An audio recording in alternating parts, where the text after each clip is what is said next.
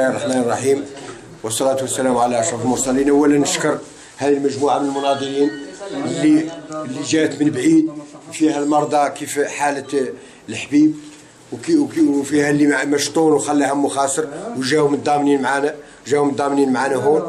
رانا شاكرينهم جزيل الشكر رغم الحراره ورغم ذا كامل ورغم الهم الياسر اللي عندهم هذا كامل.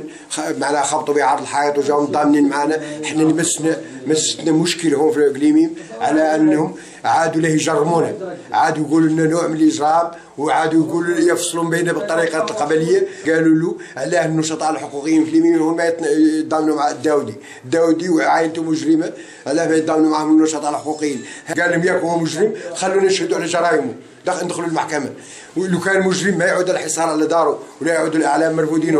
هذا معناه انه ما يعرفوه واحنا نعرفوه، ولكن اللي نبغي انا نشير له قباله واللي هو اخطر هو على ان هذا المجموعه اللي جايبين القليميم تحكموا من سلطات معدله تجربه وسربت من عندهم معلومات على انهم اذا نجحت لهم هذه التجربه في القليميم لا يعموها على جميع المدن المحتله. ورانا شاكرين مره ثانيه النشطاء الحقوقيين وشاكرين باتنا هذو واخوتنا اللي جاوا من بعيد، وراه هذا الجزاء ولا عند الله تبارك وتعالى ويعود كجزاء الشهداء. وشكرا وكل الوطن والشهاده.